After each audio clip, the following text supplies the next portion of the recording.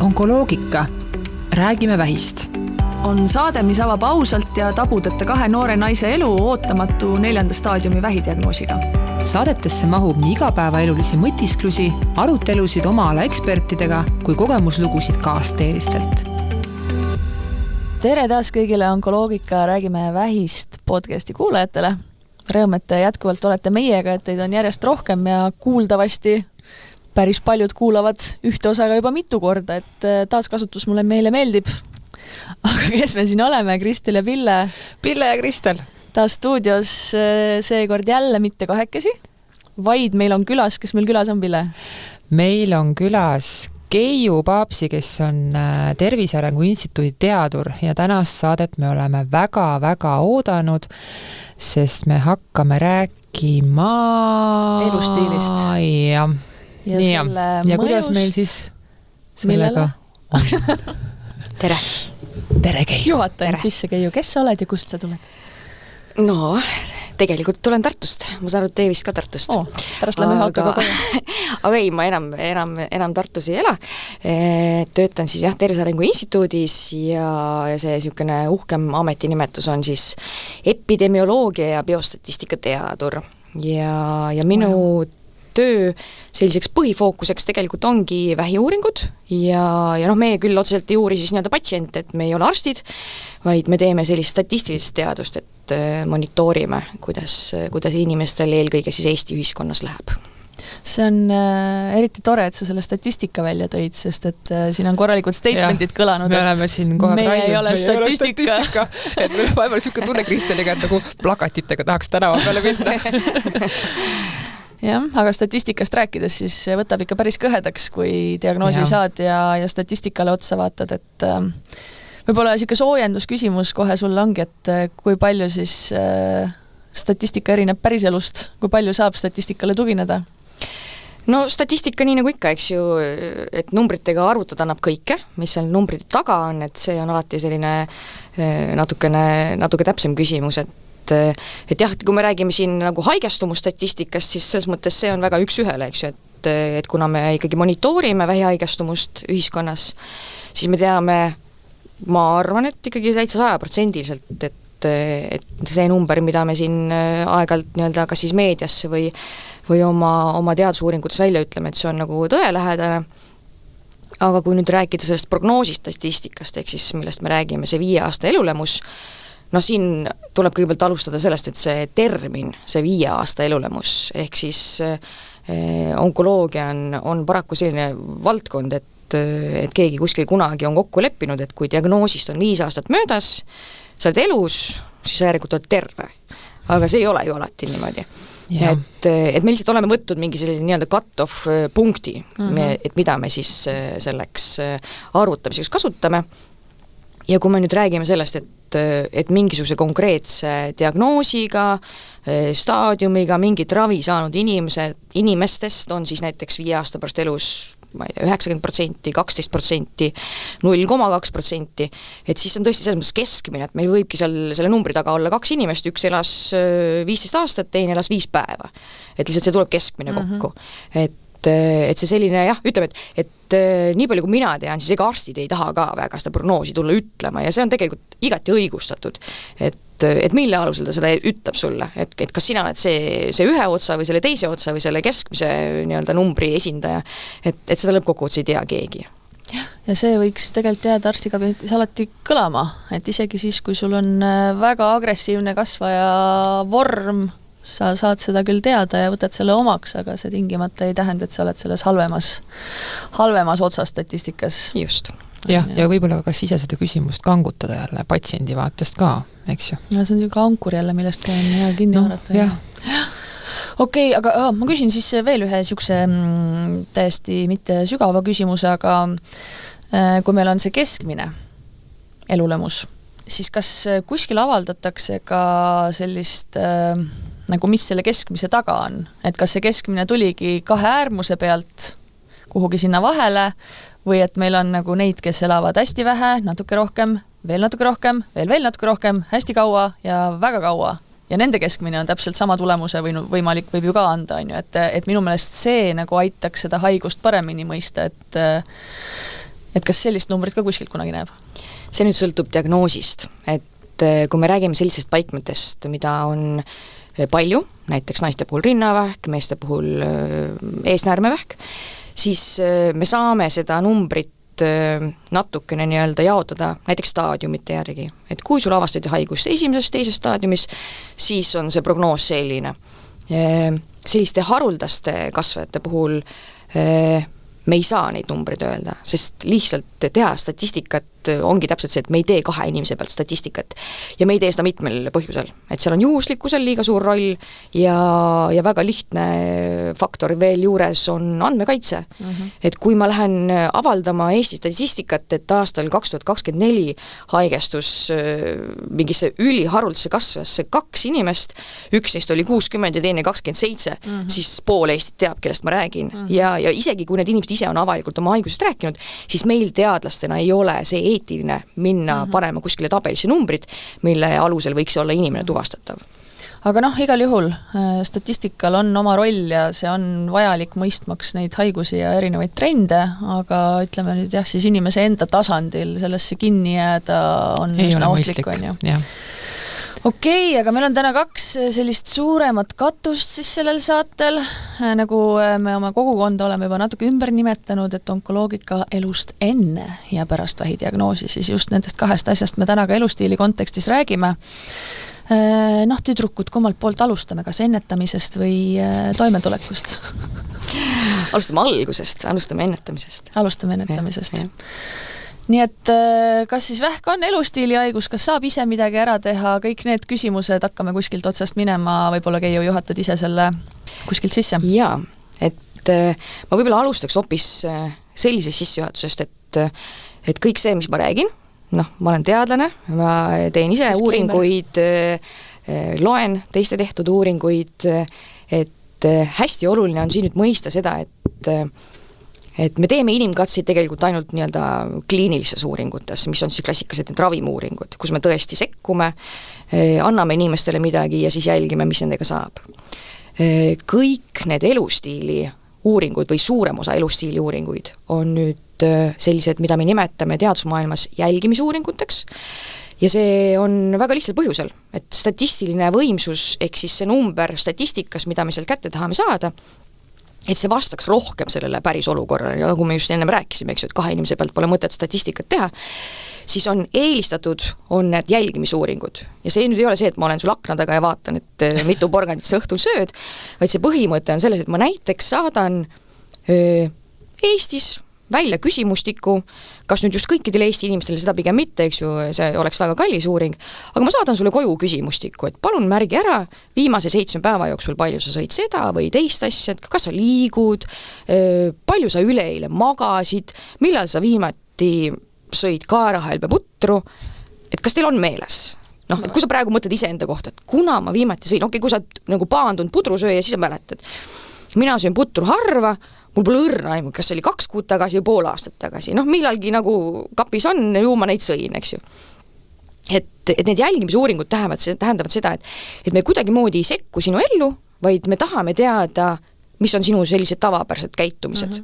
Ja me teeme sealt järeldused, et Eesti inimene, et Pille sööb siin kaerahelbeid nii palju, käib nii tihti jooksmas ja nii edasi, eks ju. Aga see, kas sa mulle valetasid selles uuringus või mitte, või tegelikult me ei nimeta seda valetamiseks, me nimetame seda nii-öelda mäletamisnihkeks, recall bias, ehk siis sa mäletad enam-vähem, aga mitte väga täpselt. Aga paratamatult enamus selliseid elustiili uuringuid on just nimelt need vaatlusuuringud. Nüüd täpsed uuringud on need nii-öelda sekkumisuuringud, kus ma ütlen sulle, nüüd sa sööd seda teist ja kolmandat, lähed kolmapäeval trenni ja siis ma mõõdan sul mingid tulemusi, on see siis poole aasta jooksul, 3 aasta jooksul, mida iganes. Ja neid sekkumisuuringuid on väga raske teha, nad on kallid, saada sinna inimesi on ka keeruline ja õnneks neid tänapäeval järjest rohkem tehakse.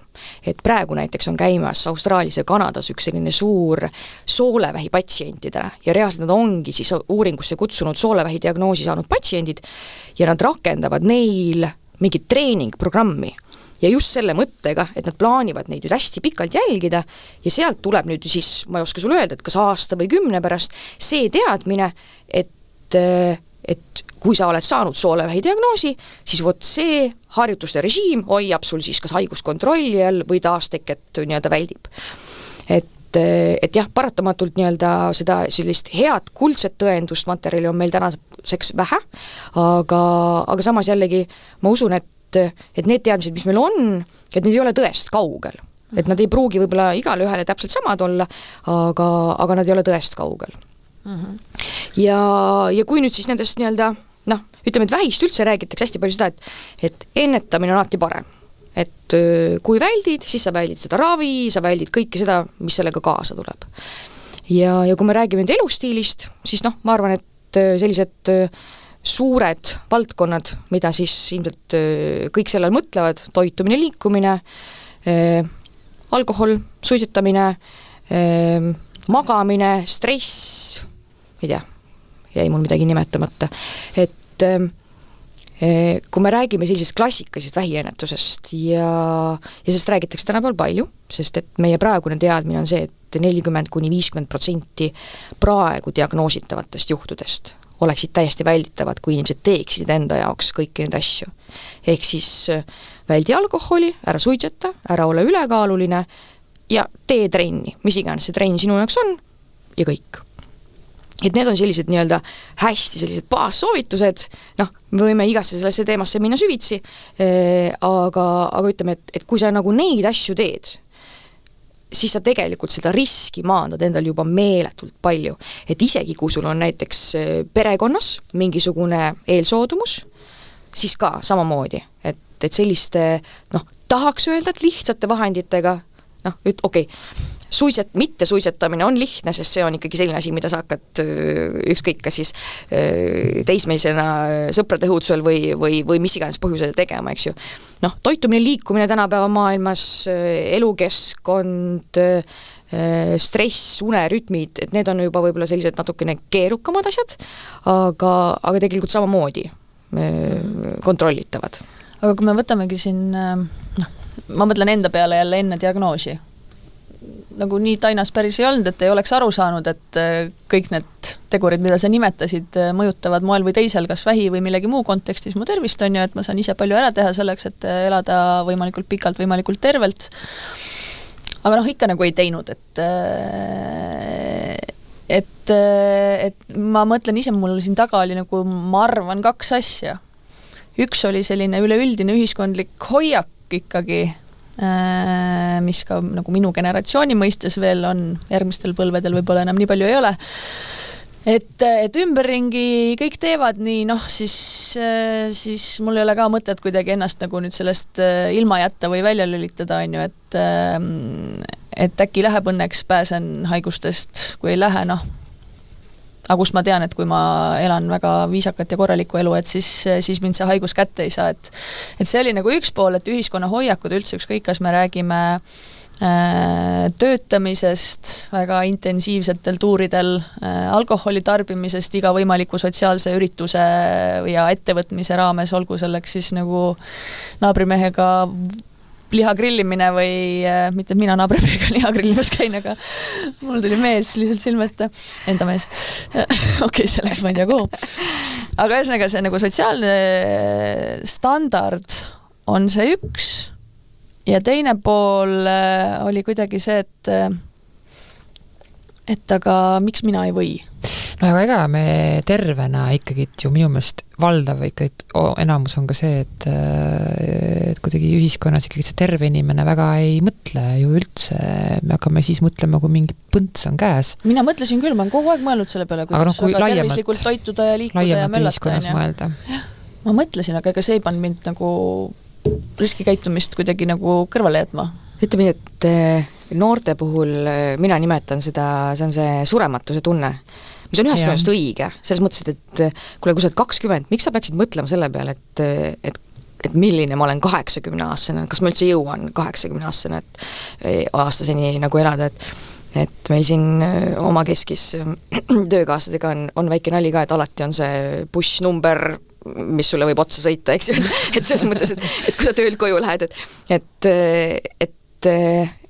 ühest küljest on see õige, et noor inimene peabki olema nii-öelda nii palju asju, mille pärast muretseda, et kas ma saan kooli sisse, ma ei tea, kas mis iganes, eks ju.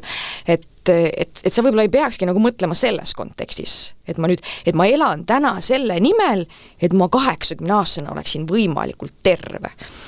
Et see on nagu, mõnes mõttes võiks olla nagu hea eesmärk, aga sa võiksid elada siiski nagu nüüd ja praegu, eks ju, et ela hetkes, ela praegu, sest su elu on siin, teadmata siis, kas sa tulevikus nagu oled üldse või sind ei ole, eks ju.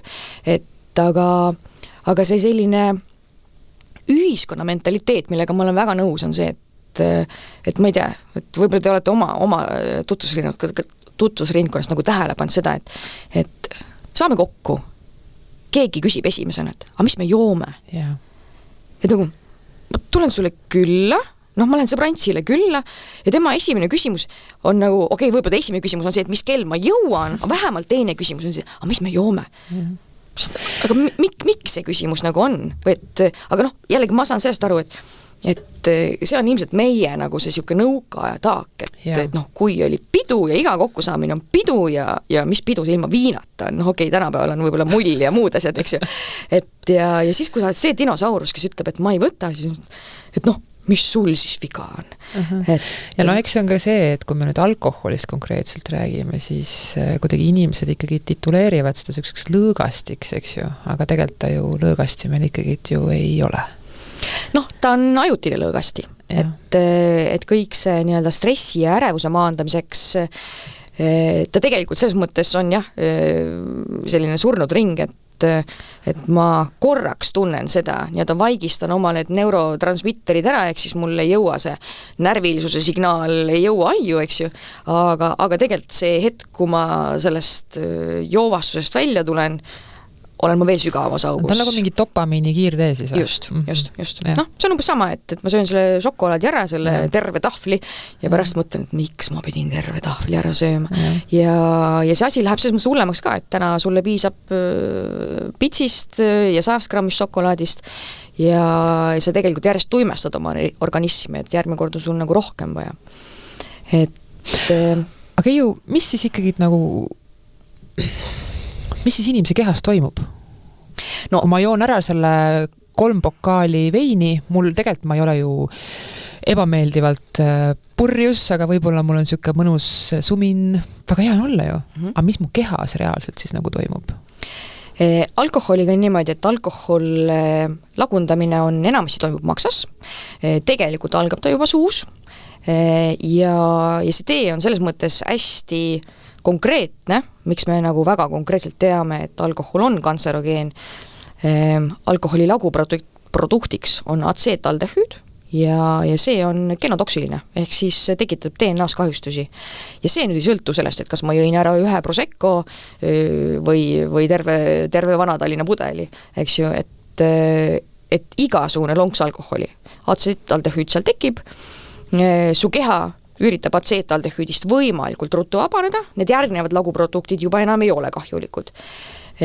Aga nüüd see, mis kogus, mis sagedus ja tegelikult mängivad seal ka kõik muud tegurid rolli, et kas või ala näiteks su soole nii-öelda soole, mitte just mikrofloora, vaid see nii-öelda see soolepind, eks ju. Et kas su soolepind näiteks on juba kahjustunud. Ja samas ka see, et mis sa nagu sinna kõrvale teed, et alkohol on omaette ka selline lahusti, mis sel hetkel, kui ta sul organismis on ja kui sul juhtub seal teisi toksiine olema, näiteks teed suitsu sinna kõrvale, siis ta aitab... Ma korraks segan, aga võtame nüüd ühe klassikalise eestlase grillpeo. Ja minu arust see ülesöömine on ju tänapäeva üks kõige suuremaid pandeemiaid üldse. Võtame nüüd ühe siukse ilusa, me aastaringselt sööme nii nagu jaanipäeval on ju, et on seal ikka siuke mõnus, lõhn on ju hea, grillilõhn on ju, et siuke mõnus selline mahladest nõretav, lõhnav, ilus lihasteik. Mõni võtab sinna veel ikkagi salatit ka kõrvale. Siis ongi seal see alkohol, tubakas, siis me sööme veel kausitäie krõpsusid peale. Oleme kaua üleval. Mõni veel järgmist päeva alustab ka veel õllega, on ju. Mis siis saab, kui need tegurid on nagu sellised. No siis on palju õnne. Siin oleme. Palju õnne.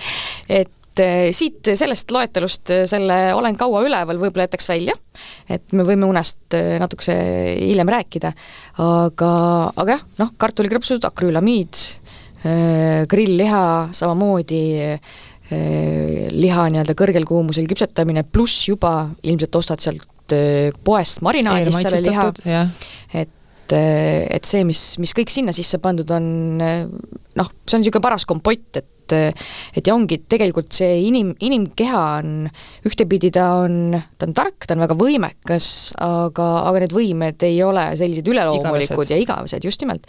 Et kui sa näiteks just nimelt selle alkoholiga koos seda suitsuga tõmbad või siis sööd seda sama krõpsu või seda grillliha, siis alkohol iseenesest aitab imenduda paremini nendel teistel toksiinidel. Eks sa kuidagi nagu võimendad veel seda või annad talle nii-öelda võimaluse jõuda rakkudesse, kui ta võib-olla niisama ei jõuaks, eks ju. Aga jah, et see tahaks öelda, et on ju tore, eks ju, et sõpradega aega veedad ja võib-olla vabas õhus, eks ju, et seal on selliseid positiivseid nüansse ka. Aga tüüpiline inimene nimetab seda ju puhkuseks. Jah, just. Aga mulle praegu see kõik, mind ju ei puuduta, mina sain oma diagnoosi 35-selt äkki või? Et need elustiilivähid ikkagi avalduvad hiljem, et mul ilmselt oli asi siis milleski muus või? No me ei saa niimoodi öelda, selles mõttes me ei saa niimoodi öelda, et jällegi rääkides alkoholist, esimene lonks mõjub täpselt samamoodi. See, kui palju või kui pikalt sinu keha suudab neid, me teame fakti, et aldehüüd põhjustab DNA-s kahjustusi, su keha suudab neid parandada, aga sina ja mina, me oleme väga erinevad, me oleme kõik erinevad, et kuhu maani suudab sinu keha nende parandustega hakkama saada, jällegi tulevad ju mängu kõik muud tegurid ka, et mismoodi sul see ülejäänud elu või organism nagu toimib, aga tegelikult jah, ütleme, et alkohol ja suits on ikkagi need, et sa ei saa öelda, et aga ma tõmbasin ainult ühe mahvi või ma olen ainult elus ühe korra viibinud suitsuses ruumis, et sellest võib piisata. Et meil ei ole tänapäeval seda teadmist, et mis see doos on. No aga siis tekibki kohe jälle see vastupidine küsimus, et aga tõenäoliselt me oleme siis kõik olnud kokkupuutes erinevate kantserogeensete keskkondade ja teguritega, et mis ma siis ikka siin veel ekstra hoian, et pärast elan väga ontlikku elu, aga lõpuks see üks passiivne suitsetamine kuskil lapsepõlves kellegi külas olles seal nõukaaegses köögis, sest ta isa tegi suitsu, pani aluse minu vähihaigusele ja ma saan ta ikka, kuigi ma olen terve elu ontlikult elanud, et need ongi nagu need dilemmad, mis mulle tundub ka noorte inimeste peas on, et ma võin ju ise palju ära teha, aga mu ümber on palju tegurid, mis võivad selle vähe ikkagi esile kutsuda, et mis ma siis ikka ise pingutan või siis vastupidi, et ma ei tea, mis vastupidi on siis et ühesõnaga nagu seda ma olen kuulnud nii palju, et alkoholiga mulle tundub ikkagi, siin on kui konkreetselt alkoholist rääkides, mulle ikkagi tundub, et siin on väga suur on see psühholoogiline faktor ju taga, et diagnoosi saamisega või? Ei, ma mõtlen nagu üldse tarbimise mõttes ka. Aga ma mõtlen praegu seda, et kas ma peaksin siis ennast nüüd noore inimesena piirama, võib-olla mitte nii palju alkoholi tarvitama, kuigi ühiskondlikus mõistes kõik on väga nagu viisakas, on ju, et ma ei ole alkohoolik või joodik justkui pealt näha, et olen täies elujõus terve inimene, miski kuskilt tunda ei anna, kas ma peaksin siis ikkagi oma alkoholitarbimise alla tooma, kas ma peaksin ikkagi nui neljaks tervislikult toituma ja ma ei tea, mingid lisaainetega toidud kõik välja jätma ja jumal teab, mis kõik on ja mis nagu teistpidi tekitab mingit stressi sulle juurde, sest sa pead kogu aeg kõike midagi jälgima ja mõtlema, et kas see nüüd on hea või halb, on ju. Et kui ma võin selle vähi ikka saada, isegi siis, kui ma seda kõike teen, et see on see dilemma minu meelest, et inimesed, kes elavad maailma kõige tervislikumat elu pealt näha, saavad selle vähi ja inimesed, kes on täielikud elupõletajad, teinekord elavad nagu pika ja õnneliku elu, et kuidas me suudaksime selle praegu kuidagi nüüd siin tarkade teadurite abiga ära defineerida, et mis seisukoht siis võtta? Ma nüüd tsiteerin sind ja siis sa ütlesid sellise lause, et pealt näha. Et kui palju me teame, kuidas tegelikult teised inimesed elavad. Et see tänapäeva, see meedia, noh, ma arvan, et pole midagi hullemat vähemalt praeguses ühiskonnas, kui see, et me pealt näha vaatame, et okei, et ma tahaks olla nagu sina. Et sa oled nii ilus ja sa oled nii uhke ja sul on karjäär, sul on kõik. Ja siis, noh, sa võib-olla nagu täpselt ongi see, et sa 6 aja pärast saad teada, et mis iganes, sai ta mingi diagnoosi, läks mehega lahku, tegelikult kõik see, mida ta näitanud on mingi puhas vale, eks ju. Et ma saan sellest dilemmast väga hästi aru. Ja tegelikult, noh, ma saan ühest küljest sellest aru ja teisest küljest ma natuke nagu ei saa ka sellest dilemmast aru. Et loomulikult sa ei pea elama oma elu mõttega või üldse selle hirmuga, et ma nüüd pean tegema nii, et no jumala eest, et ma ei saaks seda haigust või toda haigust või et siis sa peaksid olema kuskil klaaskupli sees kodus, ja siis on ka oht, et midagi kukub majale peale ja et nagu noh, selles mõttes see ei tohiks olla eesmärk. Aga minu meelest eesmärk võiks olla see, et kui mõnus on tunda ennast hästi. Et kui mõnus on olla terve, liikuv, tark, tegus, toimekas inimene, et lähtu sellest ja lähtu sellest eelkõige, et mis on sinu jaoks nii-öelda sellist rõõmu ja õnnetunnet tekitav. Et jah, ma ütlen, et tõesti, suitsetamisega on see, et isegi kui sulle see suits nagu ma tean, osad inimesed ütlevad, neile maitseb või meeldib see, et see kuidagi see, noh, et see on nagu mingi rituaal, see hommikune kohv ja see suits mida iganes. Et siis ma ütlen küll, et noh, sorry, aga sa oled loll. Vabandust väljenduse eest, aga selles mõttes, et kui sa ei ole, noh, ma ei räägi nüüd teismeistest, eks ju, et meie teismeistena katsetame, me kõik katsetame ja see on okei, see kuulub selle elu juurde. Aga lihtsalt, et sellest ei saaks elustiil. Et sellest ei saaks elustiil, et kui sa ikkagi nagu, noh, sõber ütleb, et kuule, davai, lähme nurga taha või varast siin isa käest suitsu, proovime ära. No proovi ära, suga suure tõenäosusega suga ei juhtu mitte midagi. Ja samamoodi see, et sa käisid nüüd lapsena kellelgi külas, me oleme kõik nõukaajal üles kasvanud nii, et igal pool võis suitsetada. Keha oskab ennast parandada ja tegelikult seda on samamoodi teadusuuringutega näidatud, et isegi regulaarsed suitsetajad, kui neil on piisavalt kaua aega, sest möödas, nende kopsud on täiesti uued, et su keha suudab ennast ära parandada.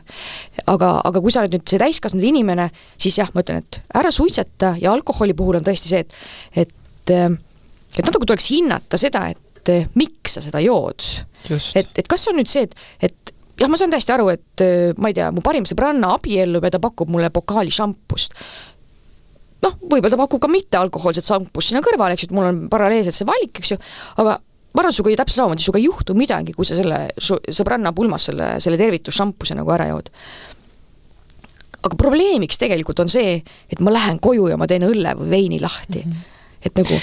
Ma korraks tulen tagasi, ma mõtlen enda nooruspõlve juurde, kus ongi see kõrn 14 on ja hakkavadki siis need sellised klassikalised teismeea peod ja tulevadki sinna siis mängu need alkoholid on ja. Ja siis sa avastadki selle, et nii äge, tantsid ja sinust tuleb mingi selline, ma ei tea, mis pool esile on ja. Ja mul, mina ise nagu enda kogemuse pealt võrreldes nüüd seda varasemat elu ka täpselt samamoodi, et mingi, kui oli mingi pidu, mingis vanuses need intensiivsused nüüd ikkagi vähenevad, eks ju.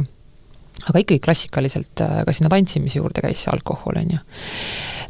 Siis nüüd seda vahet nagu märgates, kus on mis on alkoholi ja alkoholite peo vahe ja tegelikult mulle tundubki, et see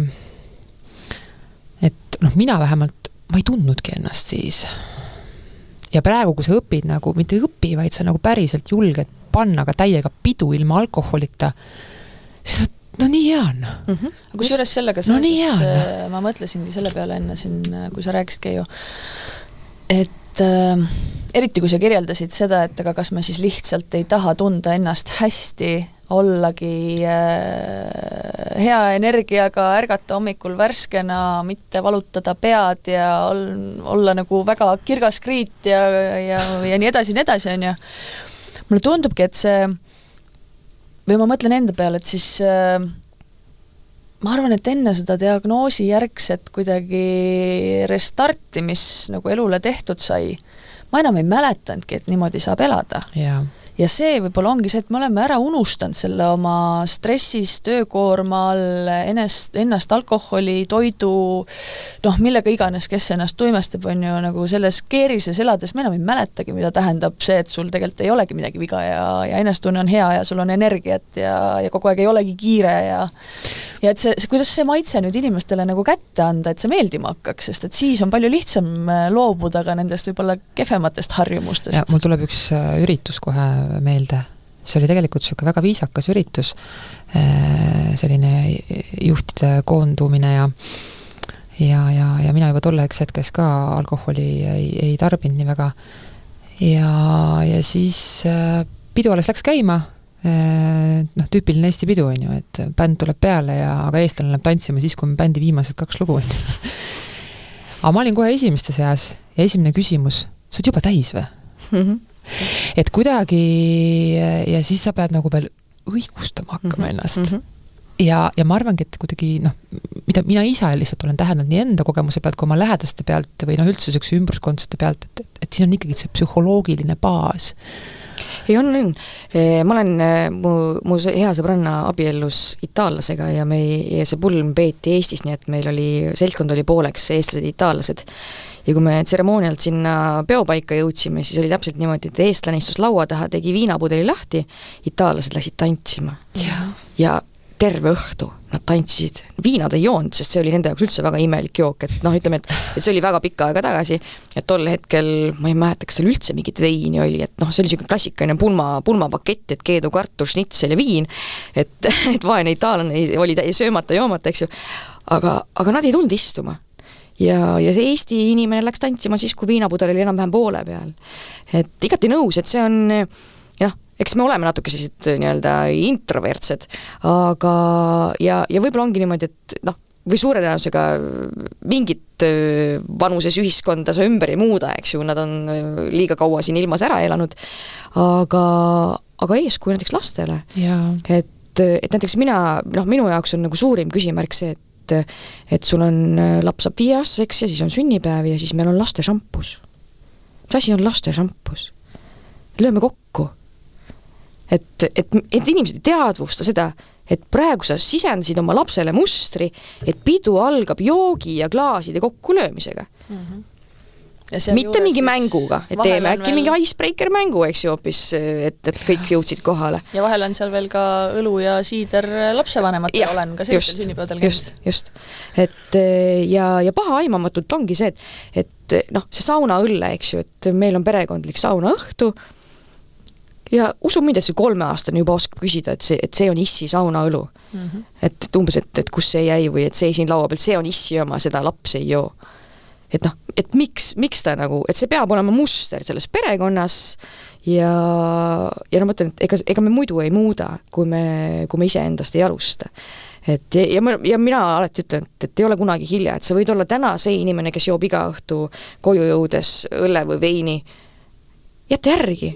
Sul on juba homsest parem. Ja see, mis sa suudad nii-öelda oma tervise jaoks edasi ära teha, see on ikka parem kui see, et ma üldse ei tee. Ma löön käega, et 20 aastat olen joonud. Aga mulle kohutavalt ikkagi meeldib see sama, et mis sa ennem tõstatasid, et igaüks võiks enda käest küsida, et miks ma joon? Miks? See on nagu... Ja aga isegi kui sa küsid seda, ma nüüd tahaks minna sinna korraks selle inimese kingadesse uuesti, kes tegelikult on selle kõige keskel ja küüsis või kuidas iganes me läheneme, et meil on see nagu 2 diagnoosiga inimest, kellel on natukene suurem motivaator võib-olla oma elustiil üle vaadata, pluss teadlane, kes teab, mida see kõik sulle teeb, on ju, aga just mõeldes tagasi selle enda peale enne diagnoosi. Aga ma ju ka lugesin ajakirjandusest, kuulsin igalt poolt meediast, nägin teiste näiteid, on ju, et kui see ei ole mingi uus info täna minu jaoks, et nagu võtta kokku ennast ja lihtsalt nagu loobu halvadest elukommetest on ju, või nagu mingitest ongi alkoholist, ma ei tea, ülesöömisest, millest iganes. Me teame seda ju kõik, kuidas see aitab täna nendel inimestel, kes on ikkagi veel selles kohas, sellest ikkagi siis nüüd välja tulla. Et mida ma kogesin, oli see, et kui ma sain diagnoosi, siis hästi palju nagu kuidagi arstide esimene reaktsioon oli see, et ära jumala eest ennast süüdist, on ju, et me ei tea, miks see tuli ja nii edasi. Mul oli kohe, et mis iganes need põhjused lõpuks nagu tervikuna on, üks osa sellest on minu elustiilil. ma annan aru endale, et ma ei ole võib-olla nagu kõige targemaid valikuid tingimata teinud, tõenäoliselt sellel on nagu mingi oma osa. Ja siis see tunne, mu esimene postitus vähi teemal üldse enne, kui ma kapist välja tulin, oli see, et kui loll on olla diagnoosiga, noore inimesena eriti, teades, et sa kurat oled ise teinud nagu nii palju asju, mis on tõenäoliselt sellele kaasa aidanud, et kas ma tõesti olen nüüd üks nendest inimestest, kes peab saama nii-öelda nagu surmahaiguse diagnoosi selleks, et ennast kokku võtta. Et nagu kuidas intelligentne inimene omast arust, et kuidas ma siis nagu enne nüüd ei suutnud. Sest ma mäletan, ma ka varasemas elus olen mõelnud, et issand, kuidas nagu mingid inimesed ikka, ma ei tea, kas näiteks joovad edasi, et meil on suguvõses olnud ka joodikuid, on ju, et nad saavad aru, et nende elu lihtsalt lõppeb õige pea või nende pere laguneb või mis iganes juhtub, kui nad ei lõpeta joomist, et võtta kokku ennast mees, nagu miks sa nagu ei lõpeta seda ja sa ei saa. Ja nagu alkohol on üks teema, nagu mille ümber me seda kõike nagu näeme ja hukka mõistame, aga tegelikult kõik need mingid muud harjumused nagu ma ei tea, vähene liikumine, toitumine, kõik see, mis tundub nagu justkui vähem tabu või ohtlik, et mis ma tahan selle pika monoloogiga öelda, on see, et ilgelt nagu, kes te meid praegu kuulate ja teil nagu on kõik enam-vähem hästi, ilgelt loll tunne on saada mingi diagnoos ja siis mõelda, et nagu miks ma pidin või nagu mida? Selles mõttes on hästi tore, et mitte tore, et inimesed haigeks jäävad, vaid tore see, et nüüd sellest räägitakse. Et tegelikult, mida me hästi palju näeme ühiskonnas, on ikkagi see, et sulle võib-olla kohati tundub, eks, et sul endal võib-olla see loll tunne ja sul võib-olla on see tunne, et sa näed ümberringi, et inimesed ikkagi teevad seda edasi, aga kindlasti on kuskil keegi, kes kuulab näiteks seda sama saadet ja ta teeb selle otsuse. Et see on see selliste nii-öelda maailma parandamine väikeste sammudega. Et nii nagu kui see Tõutäegi laulja nahavähki suri, kui massiivselt kasvas esimeses staadiumis diagnoositud nahavähkide arv, mis tähendas seda, et inimesed tegid kontrolli.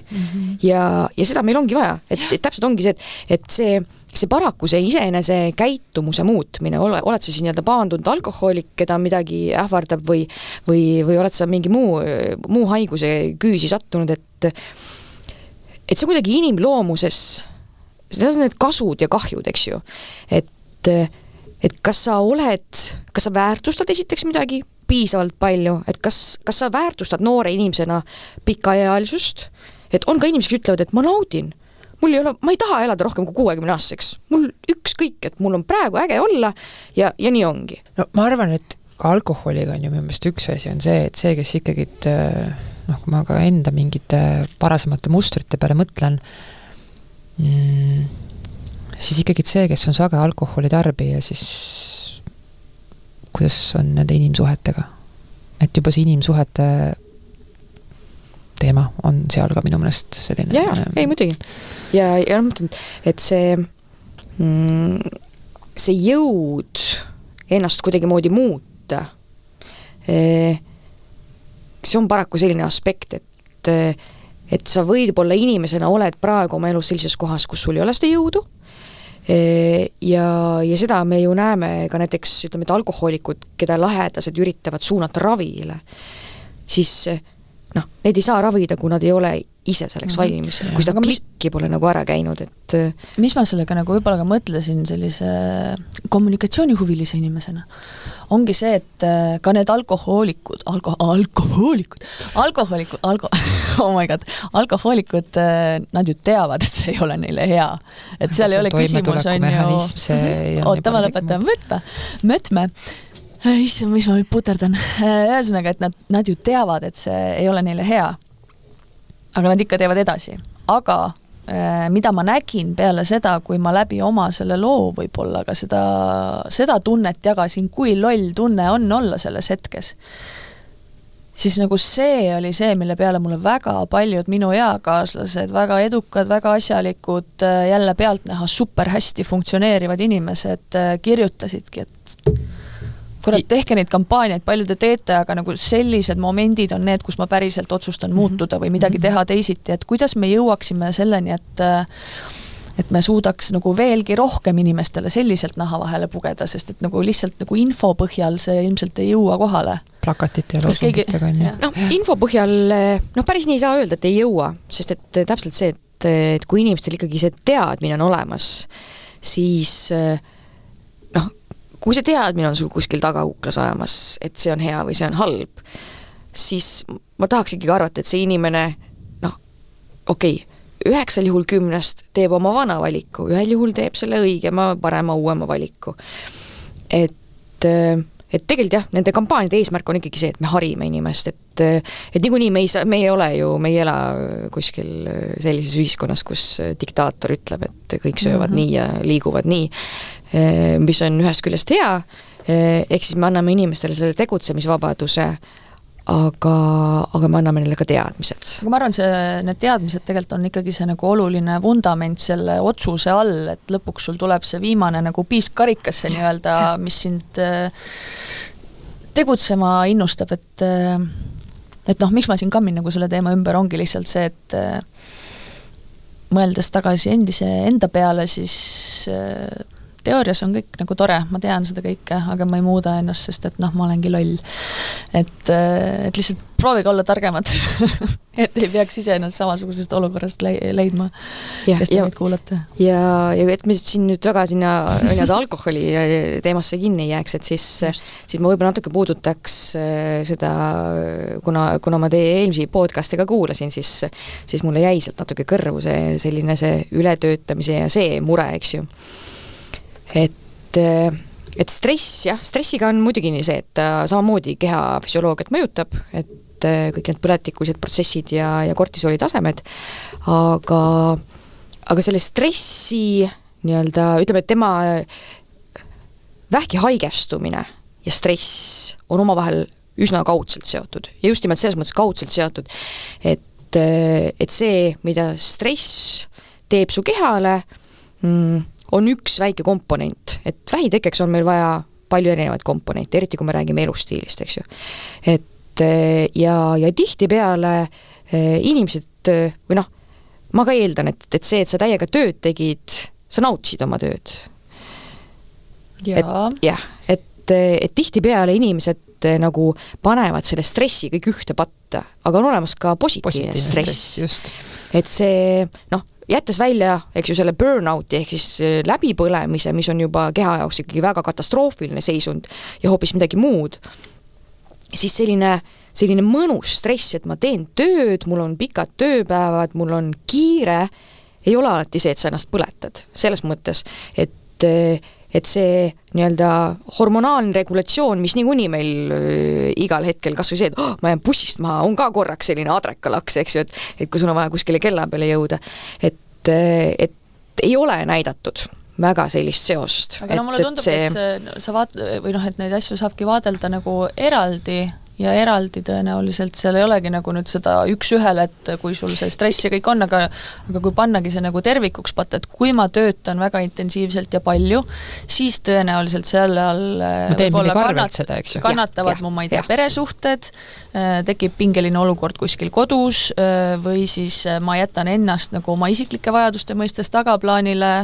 ikkagi ma ei tea, ka magan vähe, ei puhka välja, ei võta kunagi aega enda jaoks, vaid kogu aeg olen juba tegus, on ju, et see töö, nagu ma olen päris paljudega inimestega rääkinud, kes ütlevad, et see tööl olemise aeg, see eneseteostus, see on parim osa minu elus, mulle nii väga meeldib seda teha, et ma võiksingi nagu teha kogu aeg pikki tööpäevi, on ju.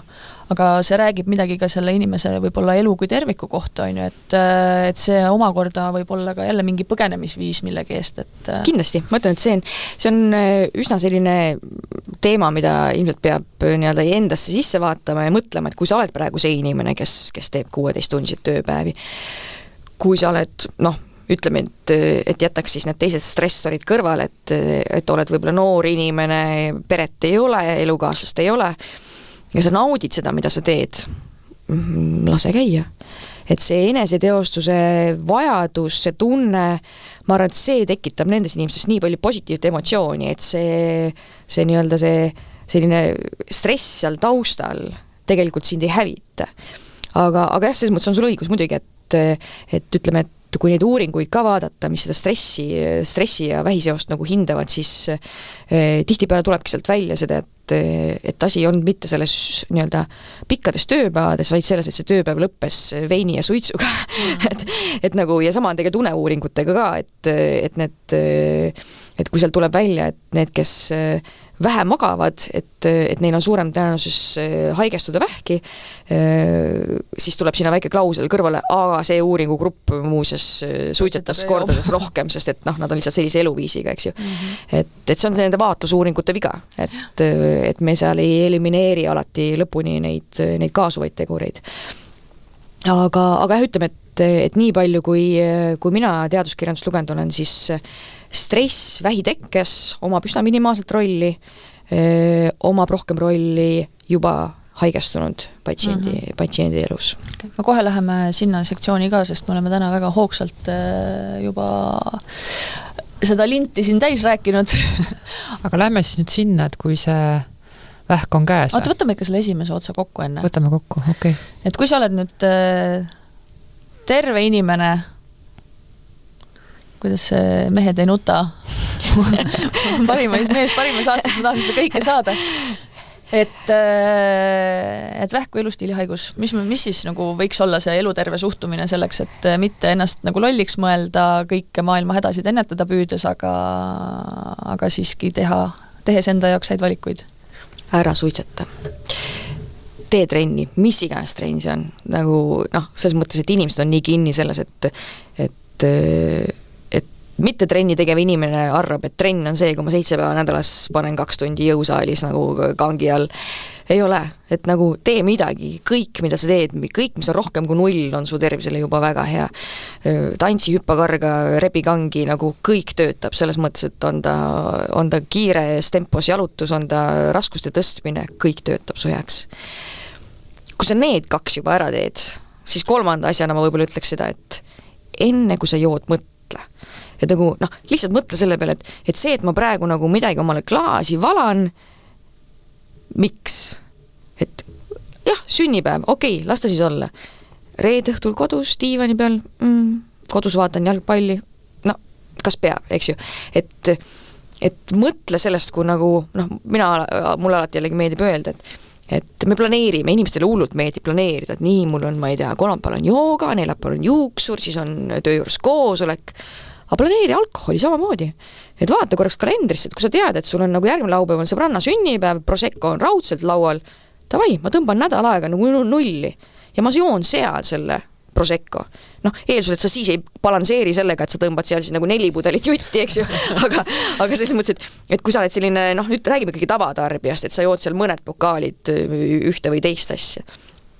Et see on ju väga lihtne, et sa ei jää millestki ilma, aga sa teed selle teadliku otsuse, laupäeval on mul sünnipäevale minek, esmaspäevast reedeni, ma ei võta tilkagi. Ja pühapäeval ka ei võta tilkagi. Ja siis vaatad jälle kalendrisse, vaatad mingit, kuule, ühtegi pidu tulemus ei ole, kutsun sõbranna külla, me teeme punast veini natukene. Et selline nii-öelda mõistlik tarbimine, just see teadlik tarbimine. Aga kas alkoholiga, ikka me jõuame alkoholi juurde tagasi? Mingid septembris ei joo ja mingi need kained jaanuarid ja igast mingid muud sellised ühiskondlikud liikumised. Mulle tundub, et need toimivad ka sellepärast, et siis ka inimesed minu ümber võib-olla, et me liitume koos mingisuguseks ajaks, on ja me ei tee seda, siis on palju lihtsam ka ühistegevusi planeerida, sest ei ole seda survet, et ma nüüd ainukesena pean selle valiku tegema. Et võib-olla see on ka üks teema, mida üldse oma sõpruskonnas või pereringis ikkagi päriselt nagu avatult arutada. Kusjuures see töötab väga hästi, et mul oma elukaaslane tegid 2 parima sõbraga väljakutse, et alkot ei tarbi. Ütleme, tulemus 3 on niimoodi, et üks ei tarbi, üks vähendas, ühel võib-olla ei õnnestunud, aga jällegi see, et lihtsalt sõpradena lepime kokku, mis iganes, kui teil on vaja mingid motivaatorid, visake sinna mingi raha vahele kihlpeona või mida iganes, eks ju. Aga jah, et sa ei pea ootama seda nii-öelda meie kampaaniat, et septembris ei joo. Ja see on ka sissejuhatuse mõistes võib-olla hea sissejuhatus uude ellu, et sa saad selle maigu suhu, sul tekivad ka võib-olla juba mingid natuke teistsugused tegevused, et see sõpradega kokkusaamine ja lõõgastumine ei olegi jälle see nagu suvine grillimine, vaid te võib-olla lähetegi, ma ei tea, matkale või teete midagi oluliselt tervislikumalt ja see hakkab meeldima. Ja siis sa nagu, samm-sammult sa pead kuidagi selle nagu piduri peale korraks tõmbama ja proovima teistsugust elu selleks, et üldse mingi muutus saaks sündida, on ju. Ja tegelikult kui ikka selle maitse kätte saad, siis vana elu ikkagi tagasi ei tule. Jah. Okei. Enne veel, kui me läheme edasi. Üks küsimus või üks teema veel, lihtsalt puhtalt minu enda üks taipamisi. Kogu aeg või ma olen pikalt nagu jälle igast saates, ma räägin sellest toidu ja toitumise ja kaalu ja kõik võimalikud toitumiskavad, võiks kaaluda vähem, võiks see välimus olla natuke teissugune ja nii edasi, et kogu aeg see tervislik toitumine või paremad toiduvalikud, see on nagu kuskilt noorpõlvest või lapse east juba pähe taotled, et see on seotud sinu välimuse ja kaaluga. Ja nüüd ma tunnen esimest korda, kus mul on täiesti ükskõik, kui palju ma kaalun, milline ma nagu, selles mõttes, ma ei tea, võib-olla võrreldes kellegi teisega välja näen, aga kui ma mõtlen toitumise peale, siis mulle läheb korda see, et nagu kas ma annan oma kehale head kütust, kas ma nagu hoolitsen enda eest, aga miks me ühiskonnas nagu kõik võimalikud teemad jälle jutt on sellest dieedist ja kehakaalust ja välimusest ja kõigest sellest, et mis me rohkem ei räägi. See on jälle selline sotsiaalmeedia kuvand, eks ju. Et meil ju, mõtlen, et kui mina enda peale mõtlen, siis ma olin hästi pika aega selles mõttes klassikaline laps, eks ju, et ei huvitanud mind ei poisid, ei kuskil väljas käimine. Et esimene kord, kui keegi kommenteeris mu välimust, oli mu esimene peika. Ja see tundus mulle nii võõras, et nagu miks sa nagu, või kus see nüüd praegu tuli, sest meil ei olnud neid ajakirju, kus kaarelaksid mingid poolpaljad naised on või keegi kuskil ei, dieedist ikka natuke räägiti, et ma mäletan ka mu oma ema pidas dieeti pärast lapse sündi, aga see oli puhtalt see, et siis oli ikkagi nagu ülekaal, millest oli vaja nagu vabaneda, et ja siis see dieet oli see normaalne toitumine, et võib-olla raseduse ajal oli kooke liiga palju, et siis läks tagasi selle nii-öelda tavatoidu peale, et see keha nii-öelda ülistamine on jah puhtalt see, et mis, ütleme, et päris sellest kõrvale ei saa vaadata, et mis see kehakaal on. Et kehakaal ikkagi, see need normi eesmärgiks on ju. Just. Et need normipiirid ikkagi on meil põhjusega ette antud, et seal on jällegi need füsioloogilised protsessid, need põletikud ja asjad, et ja kuhu sul see rasv siis nii-öelda täpsemalt nagu ladestub. Aga igati nõus ja jällegi see, et eeskuju algab meist endist, eks ju, et kui sul on kodus tütar, eelkõige tüdrukud kipuvad olema nagu rohkem haavatavad sellele teemale, et väldi kodus neid jutte, et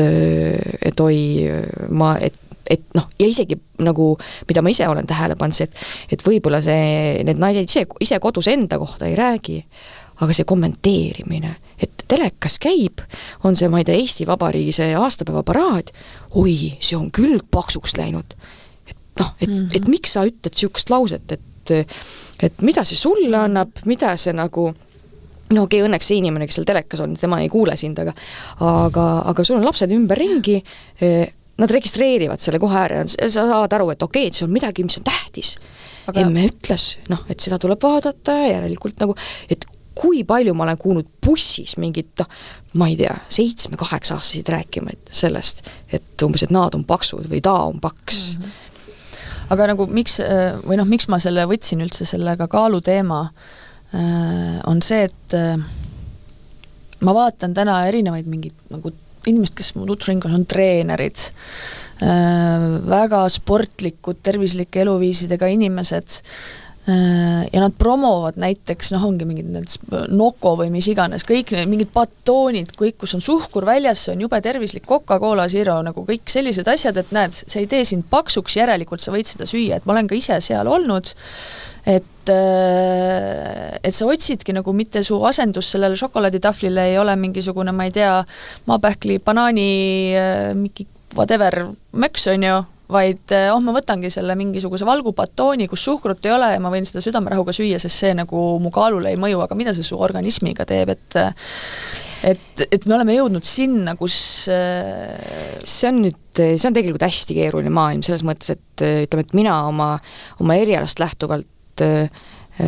olen niikuinii allikakriitiline, et ma ise ka Instagramis nii-öelda lihtsalt scrollides aeg-ajalt ikka viskab ette mingisugused nii-öelda tervisekurusid, et siis alati vaata, kes ta räägib ja tihtipeale, sorry, aga see on sponsoreeritud reklaam ja see on nii hullult sponsoreeritud reklaam, et need firmad maksavad need fit inimesed kinni nii, et neile antakse tekst ette. Et see ei ole enam see, et kuule, proovi meie toodet ja kui sulle meeldib, siis nagu reklaami, vaid see on niimoodi, et siin on sulle raha ja siin on sulle need laused, mida sa ütled.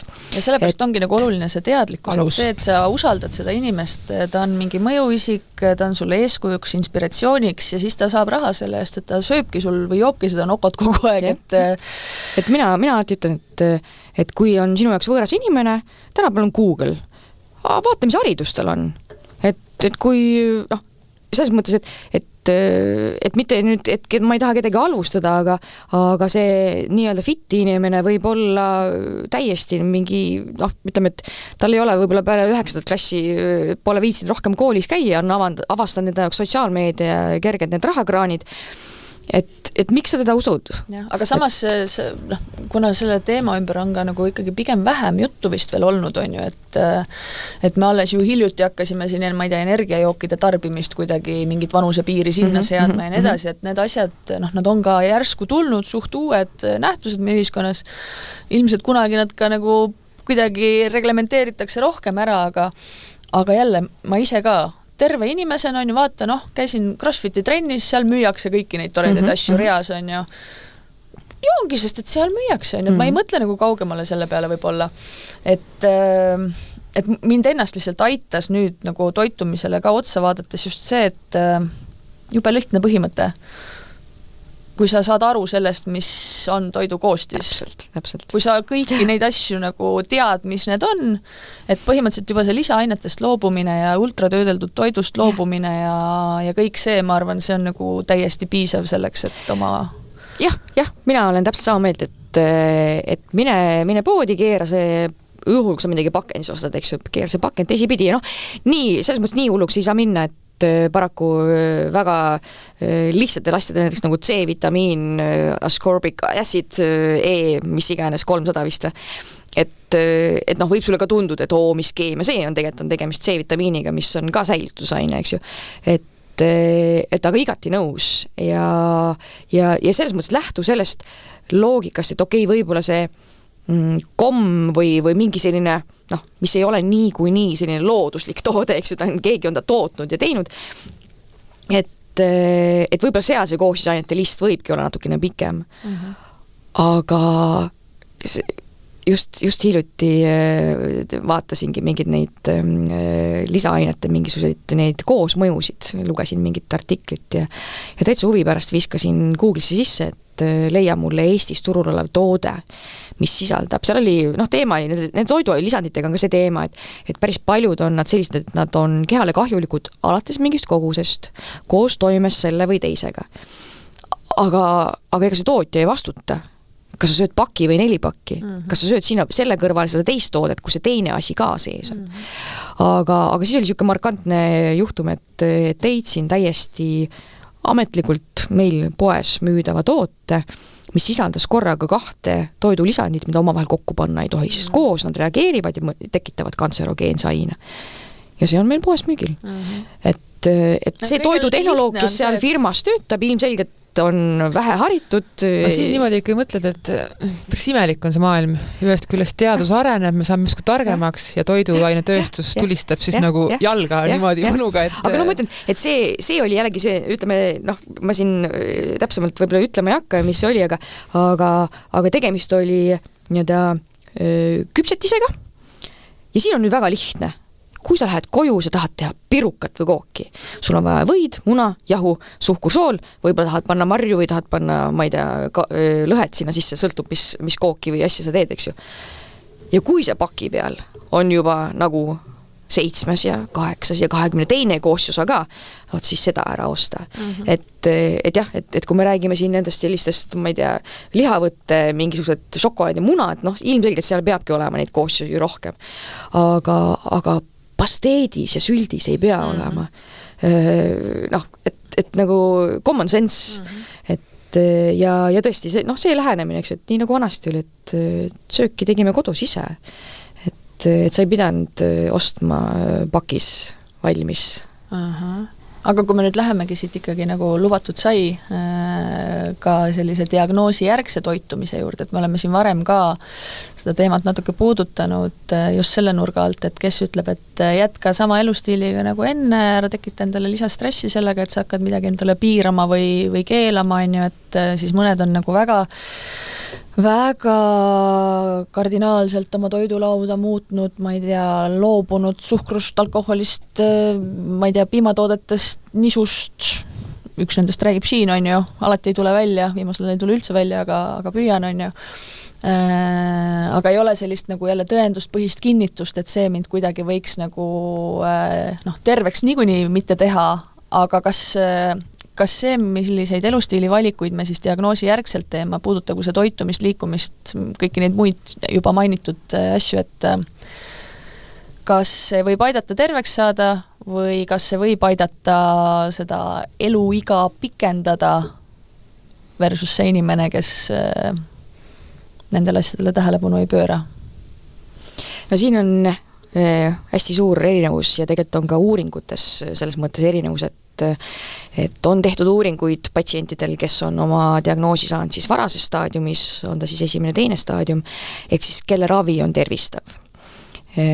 Nende puhul on näidatud seda, et näiteks soolevähi patsientidel, et kui neil on olnud haigus 1. staadiumis, nad on saanud ravi, nad nii-öelda see aktiivravi on läbi, nende puhul on näidatud, et kui nad söövad kõrge kiudainesisaldusega dieeti, et siis nende selles samas inimgrupis siis suremus selles samasse soolevähki on oluliselt madala, mis siis tähendab seda, et ilmselt neil ei tule see haigus tagasi, et kui nad jälgivad oma toitumist.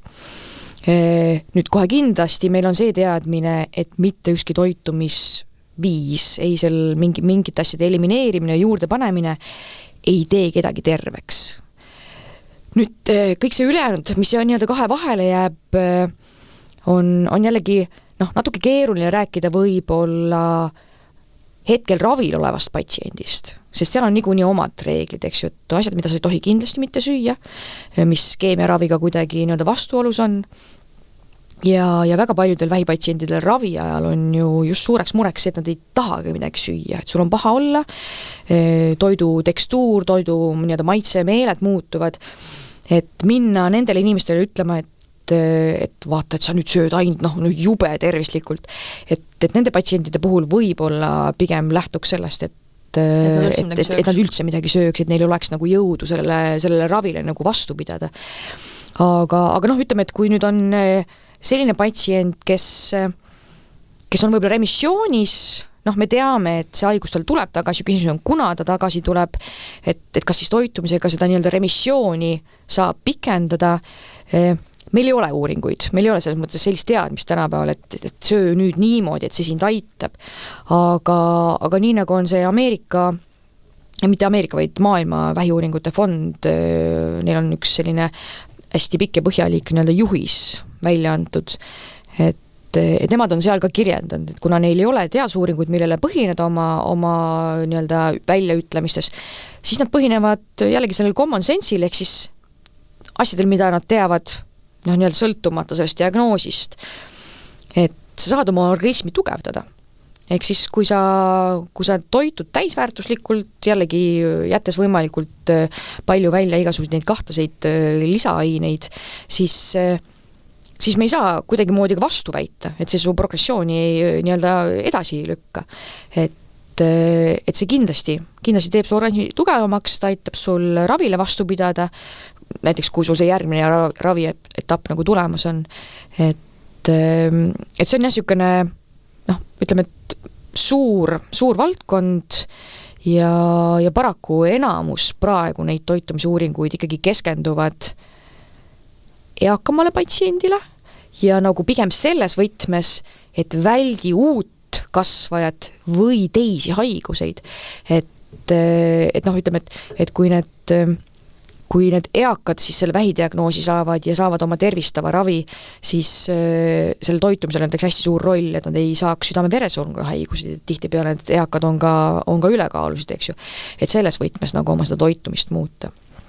Aga et see ei ole päris nii mustvalge, et kuna ei ole leidnud lõpuni kinnitust, et üks või teine mingi toitumisviis kuidagi aitaks sul paremini toime tulla, et siis see siiski ei tähenda ka päris seda, et sellest ei oleks üldse mingit tolku. Just.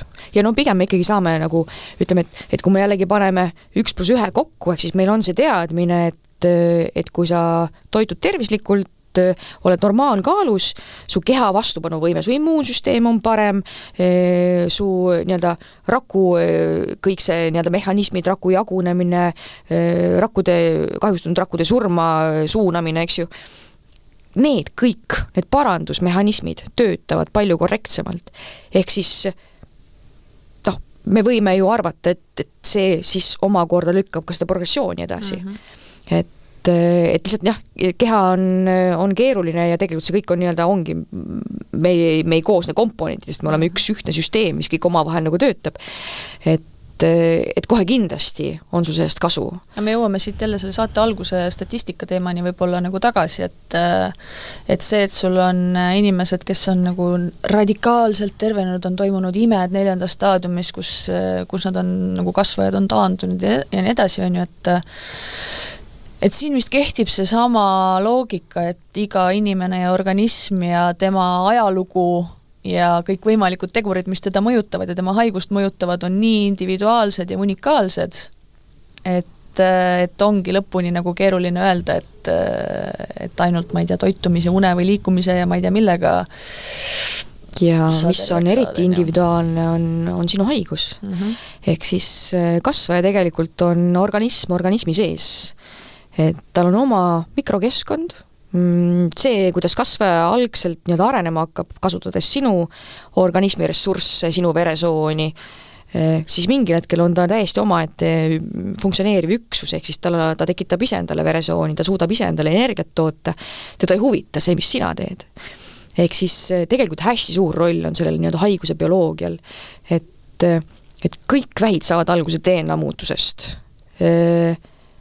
Toitumisega sa seda juba tekkinud mutatsiooni, sa ei muuda. Et nüüd täpselt need imejuhtumid on palju suurema tõenäosusega see, et nad on saanud mingit ravi, mis miski pärast neile on mõjunud palju paremini kui teistele sama diagnoosiga inimestele. Mitte see, et ta hakkas nüüd banaanikoori sööma või päikesesse vaatama. Aga äkki see ongi seotud sellega, et see ravi mõjus paremini, sest ta sõi banaanikoori ja vaatas päikesesse?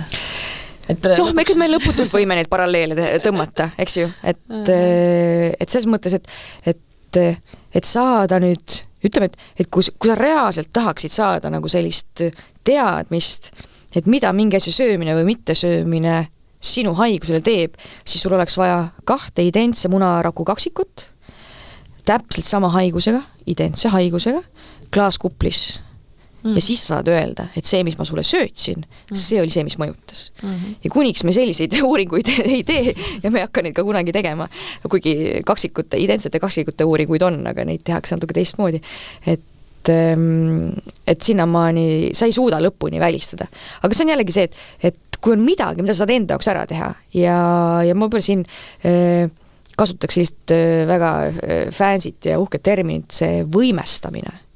Et vähipatsiendi võimestamine on üks selline tegur, mida tegelikult on ka näidatud sellistes suurtes uuringutes, et sa annad või kas sa ei anna, see inimene pigem võtab, eks ju, et sa võtad justkui vastutuse ja rolli ja sul tekib see kontrolli tunne, et see haigus ei kontrolli mind, vaid mina kontrollin seda haigust. Ja samamoodi on näidud, et nende inimestel see remissiooni aeg on pikem, neil on madalam suremus ja see on lihtsalt kõik see kokku. terviklikku, see, et sa tunned, et täpselt see, et ma teen midagi enda jaoks ära, et võib-olla keegi naerab, et ma ei tea, lähed siin nõelravisse või sööd jood mingit toorkapsamahla või mida iganes. Ja tegelikult ongi see, et võib-olla see nõelravi ei teegi sulle midagi, see kapsamahl võib-olla ei teegi mitte midagi, aga sinu organism tervikuna kuidagi reageerib sellele nii, et sa nii-öelda, et su see vastupanuvõime on suurem. Ilmselt see on jälle nende füsioloogiste protsesside läbi, eks, et mul on madalam põletikutase, tugevam immuunsüsteem, ma magan rahulikumalt, mul ei ole seda ärevust, et lõppkokkuvõttes taandub see niikuinii kõik sellele. Aga et kui sul on mingid vahendid, kuidas oma ravi nagu toetada ja lõppkokkuvõttes see, me keegi kunagi ei tea, et kas see annab siis sellele vähipatsiendile päeva lisaks, 10 aastat lisaks, kas seal on nagu mingil hetkel, sel hetkel ilmselt ei ole ka enam vahet, eks ju, et kui sa seal faasis nagu oled, aga ma arvan, et see tunne, et ma olen enda jaoks midagi teinud, et ma ei jää nagu lihtsalt kuskil istuma, ma ei looda, et see raviarst on see, et tema peab kõike tegema ja kui tema ei tee, siis tema on süüdi, eks ju. Aga eks see noor patsient nüüd erinebki sellest varasemast võib-olla hästi tugevalt just selle poolest, et ta tahab olla oma raviprotsessis võrdne meeskonnaliige, mitte lihtsalt inimene, kelle ümber mingid tohtrid tegutsevad, on ju, et kuna meil aeg ikkagi on juba üsna lõhki räägitud, aga tahaks veel lasta siin paar tundi sinuga, nii huvitav on. Ma mõtlesin, et äkki Pille me jagame korra või mõtleme korra selle peale, et keegi ütles, et see tervik või see suhtumine ja kuidas me, või nagu mis positsiooni või rolli või hoiaku me enda nagu haiguse keskel võtame, et see võib hoopis lõppkokkuvõttes nagu anda meile aastaid juurde või päevi juurde või mida iganes. Et mis on mingid asjad, mida, Pille, sina oled enda elus, ma ei tea, kas muutnud või tähtsustad või mis need tegurid on, mis võiks kuidagi sind ma ühte asja peegeldan tagasi korraks. 8 aasta jooksul ja selle aasta jooksul nende aasta jooksul on hästi palju, ongi täpselt see, et nii ma ise kui ka kaaskondsed nii-öelda saatusekaaslased, et mis on nüüd siis see miski, on ju, et iga vähipatsient ikkagi otsib seda mingit õlekõrt, mis oleks justkui see kõige õigem õlekõrs. Ja mis ma tegelikult näen, iseenda pealt ka mingi hetk, et tekib ikkagi see, et võetakse mingi nüüd üks asi nii fookusesse, et ongi, et kas ma nüüd hakkan nagu tohutus koguses tarbima kurkumiini või mingit sükst asju, aga samas mu paralleelne elu jätkub kõik samamoodi, et ma ikkagi nagu söön vanaviisi, kõik ülejäänud asjad, aga võtta, et just ongi, et nüüd see üks asi, et kui ma nüüd teen seda, siis ma tean raudselt, et see nagu võimest, et see nüüd ongi nüüd siis see, on ju. Mina ikkagi seda mingit talupoja mõistus sinna kuidagi nagu taha. Mina arvan, et sinu puhul need asjad on? Minu puhul uni sai kõige määravamaks üldse. Võib-olla see oli ka mingi, et ma tajusin ka ära, et see oli minu elu kõige kriitilisem koht üldse, sest et mu une kvaliteet oli lihtsalt täiesti, ja ma nägin ikkagi selle suurema ringi nagu ära. Et sealt hakkasid ikkagi mul pihta kõik ka minu söömissööstud, minu mingid kõik suhtealased probleemid, mu enda närvilisus. Minul sai ikkagi nagu kõik mu muutused said unerütmi muutusest alguse.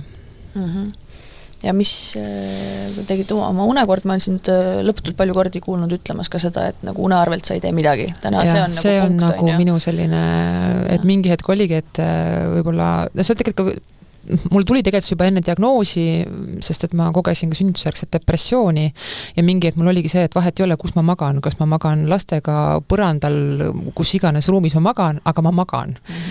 Et aga mina ikkagi ütlen seda, et kui toiduga loomulikult kuigi ma ütlen ausalt, et mingi vahe on täpselt niimoodi, et kuidas tahaks seda sardelli ja vapupapsast või aga mingid sellised vanad lapsepõlve maitsed on ju. Just. Et ma arvan, et see ei ole ka üldse midagi kriitilist, seda võib-olla endale ühe korra aastas jõuludaga lubada. Aga ma lihtsalt võib-olla enda sellise vau-efektina ütlen, et kui sa saad selle ühenduse iseendaga, et sa suudad selle kaines peaga peo teha selliseks, et see on sinu elu kõige meeldejavam pidu, siis sa enam seda purjuspeaga pidu ei taha, sest et sa saad aru, et see ei paku sulle mitte midagi. Nagu mitte midagi. Ja, ehk siis sina oled alkoholist mina olen täiesti loobunud, jah.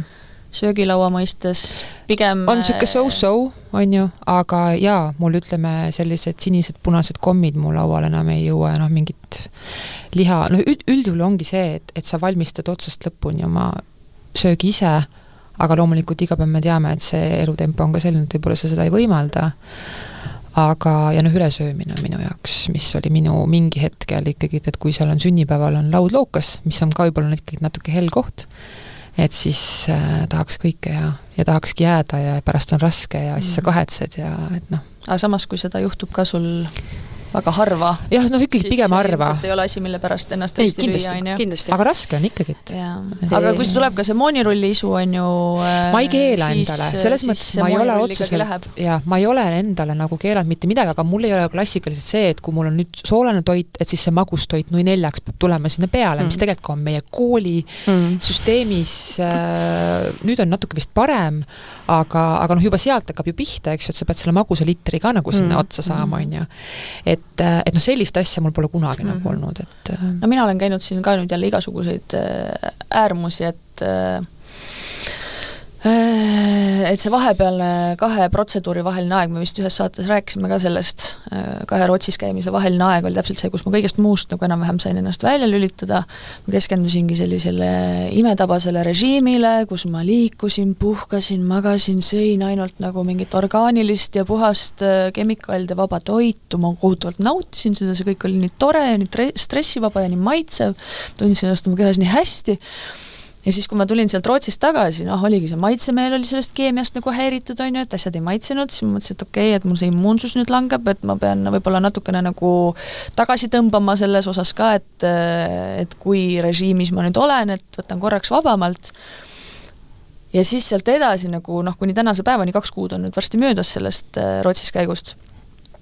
Ma ei ole nagu saanud tagasi sinna sellesse ideaalsesse perioodi ja see on nagu miski, ma täna just käisin ka psühholoogi juures, mis tekitab minus nagu seda sisemist stressi, ma teadvustan seda, ma tegelen sellega ja nagu mulle tundub, et ma peangi läbi käima praegu need etapid, kus ma ikkagi olin seal täielikus selles mingisuguse guru tsoonis on ju, aga see ei ole päris elu. See ei ole päris elu, kus sa nagu lõpuni iga päev ja igavesti ainult oled selles nagu helguses ja kerguses ja rohelistes libledes on ju, et mulle tundub, et tänu sellele saatele, pillele ja kõikidele nendele kogemustele ma hakkan lähemale jõudma sellele, et on aeg lahti lasta sellest nagu ideaalsuse taotlusest, vaid terve mõistus ja talupoja mõistus. Ma tahan anda ühe nipi kõikidele kuulajatele, mis tegelikult toimib 100%. Kui inimene jätab ära enda jaoks kõik poevorstid ja kõik eelmaitsestatud lihad, tee seda 6 aega ja proovi seda 6 aja pärast uuesti, siis su maitsemeeled on nii puhastunud, et see poekraam on sinu jaoks kõik lihtsalt kohutavalt soolane ja tegelikult jumala üheülbaline. Ja see oli minu jaoks siuke vau-efekt, mis ei tähenda seda, et ma mingil peol sinna, kui on selle ikkagi mingi miinerilaadne toode, et ma seda tipikastmesse ei kasta, aga mu koju toidulauda enam see asi ei kuulu. Ja sul ei ole enam seda tunnet, et sa sellest loobudes jääd millestki ilma. Ja see tunne on vist see, milleni on vaja kuidagi jõuda. Ma arvan ka, et see tegelikult, toitumine ongi täpselt selline, et talupoja mõistus töötab, et nii nagu räägitakse see 80-20, et kui 80% toidust on puhas, siis sa tegelikult teed enda jaoks nagu kõik väga hästi. Et võib-olla ütleme, et diagnoosiga, ehk siis vähidiagnoosiga inimesel, jällegi mida teadusuuringud rohkem näitavad, millel on suurem kasu, on liikumine. Et trenni tegemisel on nagu päriselt nii-öelda uuringutega näidatud toime, et mis iganes see trenn siis sinu jaoks nagu on. Aga ühe asja ma tahaks küll välja tuua, et sa siin Pille mainisid, mis siis kurkumiini asja. Et vähidiagnoosiga ja tegelikult üldse inimesed igasuguste toidulisanditega tuleb olla väga ettevaatlik, et see kultus, see on lihtsalt meeletu ja saage aru, et see on jällegi, see on puhas reklaam. Business. kui sa sööd normaalselt, et sa ei pea mingisugust ülivälistavat dieeti, näiteks mingite allergiate tõttu, sul ei ole vaja purgist neid asju, sul ei ole vaja süüa kaltsiumit ja mis iganes gruppide vitamiine, kui sul ei ole seda puudust. Et tegelikult vastupidi, mingid uuringud näitavad, et näiteks mingite B-gruppi vitamiinide ületarbimine on vähiriski suurendav. Et ta ei sobi ei ennetuseks, ei vähipatsiendile, iseenda nii-öelda turgutamiseks, kui ta ei ole raviarsti poolt määratud. Puht huvist küsin, kas sa sellist raamatut nagu How to Starve Cancer oled lugenud või? Ei ole. Äkki me võime kokku leppida, et sa loed seda ja siis me teeme millalgi ühe uue arutelu, kus meil on niisugune formaat kavas tegelikult, kus me võtame neid raamatuid, neid teoseid, filme, olgu nad mis iganes, mida patsiendid siis õlekõrtena võtavad ja kust nad neid tarkusi ammutavad ja seda loevad tõesti väga paljud. Ja siis me analüüsime seda. Rõõmuga. Oleme teil kokku leppinud. Just. Okei. Aga siis veel, see saade ei saa mitte kunagi otsa. Me rääkisime praegu toidust, on ju. Ma lihtsalt tahtsin lisaks sellele toidule veel ühe taipamise siia veel tuua. Et ma olen terve elu püüdnud kuidagi oma kas siis toitumist või alkoholitarbimist või liikumist või midagi nagu eraldiseisvalt kuidagi nagu korrigeerida, mõeldes nende asjade peale. Aga nüüd ma olen nagu jõudnud sinna, et see kõik jõuab tagasi selle eneseteadlikkuse ja vaimse tervise juurde, et kui ma alustan sellest, et ma oma peas kuidagi jõuan paremasse kohta, siis need liikumised, toitumised, alkoholid olid need nii-öelda mingisugused väljapääsu tööriistad ja nendega see suhe läheb automaatselt paremaks, kui mu suhe iseendaga läheb paremaks, et minu see võib-olla üks soovitus siia nende vorstide kõrvale on siis ka veel see, et päriselt hoolitse oma vaimse tervise eest ja siis muutuvad ka mingisugused teised harjumused kuidagi vähem kahtlasteks. Inimsuhted. Et kurb on see chatimaailm meil tänapäeval, et leia enda jaoks inimene, kes sind kuulab ja keda sina kuulad ja tegelikult nii vähesest on vaja. Et sul ei pea olema 150 Facebooki sõbralist olevat inimest, keda sa võib-olla ainult tere tasandil nagu tunned. Et kui sul on 1-2 lähedast sõpra, siis jagage ja see võib-olla on Eesti meestele isegi selline suurem üleskutse, et rääkige teie ka, et mis teil peas toimub, ja uskumatu, kui palju inimesed sinuga samastuvad, tegelikult asjad, mida oma peas oled mõelnud, et ma olen mingi veidrik, et ma nii mõtlen või mul niisugune tunne on, tegelikult väga paljudel tõenäoliselt on see sama tunne. Ja tegelikult seda me podcasti taustal olemegi näinud, et kuulavad kui need, kellel tegelikult seda diagnoosi ei ole, nad pole sellega kokku puutunud, võib-olla isegi mitte läbi lähedaste, et aga äratundmised nagu aga äratundmised just, et me oleme tegelikult nii ühesugused. Et Okei, ja siis võib-olla siia lõpetuseks see, et Pille jagas, mida tema on enda jaoks tähtsustanud, mida mina, Keiu jagas oma seisukohti, siis veel kord, kuna me jagame oma lugusid avalikult ja jagame oma mõtteid ja oma praktikaid ja taipamisi, palun ära võtta sellest selles mõttes kinni, et keegi meist ei ole ideaalne, meil on väga palju omi heitlusi ja probleeme ja libastumisi, mida ei peaks isegi libastumiseks nimetama, vaid meie kõigi elud on täpselt samamoodi erinevad, nagu on meie haigused, nagu on meie organismid, et ei ole seda nagu mingit ideaali, mida saavutada. Ja eeskujud on libe tee. Ja see pigem võib sind lõpuks hukatusse viia. Ja, just nii on. Nii, kas keegi tahab veel siia lõppu midagi öelda, sest ma olen juba äksi täis praegu ikka veel sellest saatest, et jaa, no see on teema, millest võiks teha sarja, eraldi sarja. Keiu, kuidas võtad kokku selle viimase 1,5 tunni? Et kui sul diagnoosi ei ole, tee endast kõik, et seda mitte saada. Ja kui sul see diagnoos on, siis täpselt see, et haara ise see kontroll ja täpselt see, et see kontroll ei pea tähendama seda, et sa kõnnid mööda joont ja sööd by the book. Kõik aitab sind selles mõttes, et kui sa tahad teha algust joogaga, meditatsiooniga, minna elus esimest korda trenni, kõik on väga hea, mida sa enda jaoks teed. Ja teeme asju enda pärast, mitte selle pärast, mis väljastpoolt kellelegi võib paista või mida teised arvavad. Aga elusat elu! Elusat elu! onkoloogika. räägime vähist